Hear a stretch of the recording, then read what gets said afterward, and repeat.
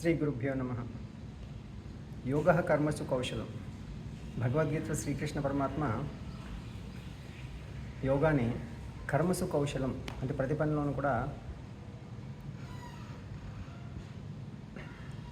నైపుణ్యాన్ని, అలాగే కుశలతని, కుశలత అంటే కుశల కర్మ అంటాం, అంటే మంచి పని అని అర్థం. అంటే ఎవరైతే సరైనటువంటి మార్గంలో ఉంటారో, ఆచరించదగినటువంటి డ్యూటిఫుల్ యాక్షన్, అంటే ఏదైతే బాధ్యతాయుతమైనటువంటి పనో, లోక సంగ్రహార్థమో అటువంటి పని కుశల కర్మ అన్నారు. అంటే good for you, good for all the world. మనకి మంచిదే ఉండాలి, ప్రపంచానికి మంచిదే ఉండాలి. అటువంటి ఏ పని అయితే మనం పూర్తి నైపుణ్యంతో చేయగలుగుతామో దాన్ని యోగ కర్మసు కౌశలం. దానికోసమే పరమాత్మ మనకి 4 యోగ మార్గాలు ఇచ్చారు. కర్మయోగం, భక్తి యోగం, జ్ఞానయోగం, రాజయోగం.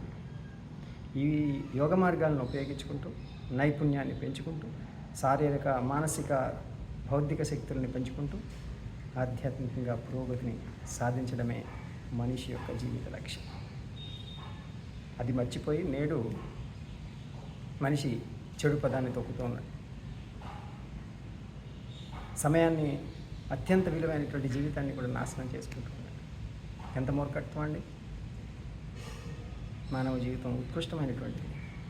ఇలాంటి జన్మ మళ్ళా దొరుకుతుందా? సో కాబట్టి మనకిచ్చినటువంటి ఈ అవకాశాన్ని సద్వినియోగం చేసుకుంటూ మనం ముందుకు సాగాలి. దానికోసం భగవంతుడు ఇచ్చినటువంటి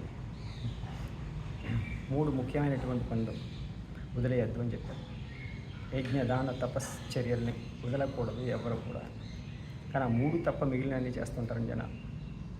అంటే యజ్ఞము, దానము, తపస్సు.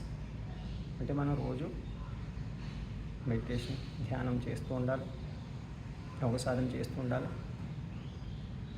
అలాగే యజ్ఞములు, మంచి పనులు చేస్తూ ఉండాలి, లోకానికి పనికొచ్చేటువంటి ప్రతిరోజు కూడా.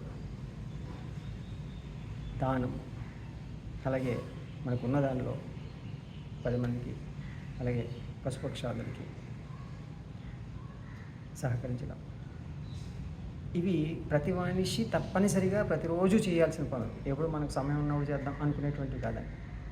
ఇవి అసైన్డ్ డ్యూటీస్ అంటారు. ఇవి కాకుండా వేరే ఏవైతే పనులు చేస్తామో ఆ పనులన్నిటి కూడా వీటి కోసమే. అంటే ఒక జాబ్ చేయొచ్చు, ఒక ఉద్యోగం చేయొచ్చు, కానీ అవన్నీ కూడా దీంట్లో ప్రిన్సిపల్స్ అన్ని దీంట్లో అప్లై చేయొచ్చు. తద్వారా యోగ కర్మసులం, ప్రతి పనిలో కూడా ఎక్సలెన్స్ ఇన్ ఎవ్రీ యాక్షన్, ప్రతి పనిలో కూడా సక్సెస్ సాధించగలుగుతాం, విజయం సాధించగలుగుతాం. సో విజయానికి ఒక గొప్ప మార్గాన్ని ఇచ్చినటువంటిది మనకి భగవద్గీత. గొప్ప నాయకత్వ లక్షణాలను, గొప్ప నైపుణ్యాలని, మనోధైర్యాన్ని ఇచ్చినటువంటి గొప్ప శాస్త్రం భగవద్గీత, యోగ శాస్త్రం. కాబట్టి చాలామంది అనుకుంటూ ఉంటారు యోగాని ఒక ఎక్సర్సైజు అనుకుని చెప్పి. ఎంత మూర్ఖత్వం అండి! నేను వేరే ఎక్సర్సైజులు చేస్తున్నాను, యోగా ఎందుకు చేయాలని అడుగుతూ ఉంటాను. అంటే డ్రైవింగ్ లైసెన్స్ ఎందుకు తీసుకుంటారండి? నీకు క్వాలిఫైడ్ అని చెప్పడం కోసమే కదా డ్రైవింగ్ లైసెన్స్ ఇచ్చేది. అలాగే మనిషి కూడా యోగ సాధన నేర్చుకుని ఈ శరీరాన్ని, మనసుని డ్రైవ్ చేయడం నేర్చుకోవాలి కదండి. నేర్చుకోలేకర్లేదా? కాబట్టి యోగ సాధన అనేటువంటిది ఏంటంటే ఈ జీవన నైపుణ్యం, ఈ శరీరాన్ని, మనసుని, జీవితాన్ని నడిపించుకోవడానికి కావాల్సినటువంటి డ్రైవింగ్ లైసెన్స్ అన్నమాట. ఇప్పుడు దాన్ని ప్రతి మనిషి తప్పనిసరిగా నేర్చుకోవాలి. అది ఏ కులమైనా, ఏ మతమైనా, ఏ దేశమైనా. ఈ యోగ శాస్త్రం అనేటువంటిది భగవంతుడు డైరెక్ట్గా ఇచ్చింది. ఈ విశ్వంలో ఓన్లీ భూమి ఇంతనే ఉంది. నా దేశం, నీ దేశం అని చెప్పి తెల్ల, నల్ల, అనేక రకాలైనటువంటి వర్ణాలు, జాతులు, ఇలా రకరకాలుగా మనిషి విభజించేసుకుని ఈ చిన్న భూమిలో ఉన్నటువంటి భూభాగాలని డివైడ్ చేసుకుని ఆ స్వార్థంతో కొట్టుమిట్టాడుతూ ఉన్నాడు. అజ్ఞానం సో అటువంటి అజ్ఞానం నుంచి బయటకు తీసుకొచ్చి లిబరేషన్, మోక్షాన్ని ఇచ్చేటువంటిదే యోగ సాధన. సో లిబరేట్ యువర్ సెల్ఫ్, ఆనందమయ స్థితికి చేరుకోవాలి. దానికోసం సాధన చేయండి.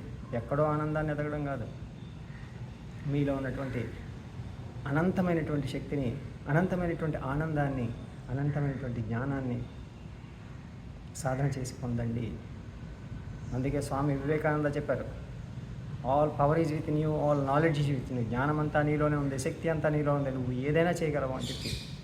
సో కాబట్టి ఇప్పుడైనా కళ్ళు తెరిచి, ముఖ్యంగా తల్లిదండ్రులు పిల్లలకి సాధన చేయించడం కోసం మీరు మారండి. పిల్లలతో నిరంతరం సాధన చేయించండి, మంచి పనులు చేయించండి.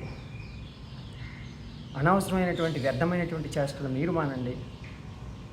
పిచ్చి పిచ్చి తిళ్ళు, జంక్ ఫుడ్స్ అని మీరు మానండి. పిల్లలతో మానించండి. పిల్లలు చాలా పవిత్రమైనటువంటి హృదయాలు ఉన్నటువంటి వాళ్ళు. వాళ్ళని మోసం చేయకూడదు. వాళ్ళని తప్పుడు మార్గంలో నడిపించితే మీదే తప్పు. కాబట్టి తల్లిదండ్రులు దయచేసి ఈ యొక్క ముఖ్యమైనటువంటి విషయాన్ని గుర్తించి సరైన మార్గంలో తీసుకెళ్ళడం కోసం మన మానవత స్వచ్ఛంద కార్యకర్తలుగా మీరు కూడా భాగమై ఆరోగ్యకరమైనటువంటి, ఆనందకరమైనటువంటి సమాజాన్ని నిర్మించడం కోసం సహకరించండి. మీ ఇంటి నుంచే మొదలవుతుంది దానం అనేటువంటిది, సేవ అనేటువంటిది. కాబట్టి మీకు మీరు నిజమైనటువంటి సేవ ఏంటంటే మీకు మీరు సంస్కరించుకోవడం అంటారు అన్నమాట. సో కాబట్టి మనల్ని మనం సంస్కరించుకుంటూ సరైన మార్గంలో నడిచినట్లయితే మన పిల్లలు మన మార్గంలో నడుచుకుంటూ మనం ఒక మార్గదర్శిగా ఉండగలుగుతాం. కాబట్టి తల్లిదండ్రులకు, ఉపాధ్యాయులకు, గురువులందరికీ కూడా నా హృదయపూర్వకమైన విన్నపం, let us be an example. మనం ఒక ఉదాహరణగా ఆదర్శవంతంగా జీవిద్దాం. నేటి తరానికి మార్గదర్శకులు అవుదాం. Thank you. ధన్యవాదాలు.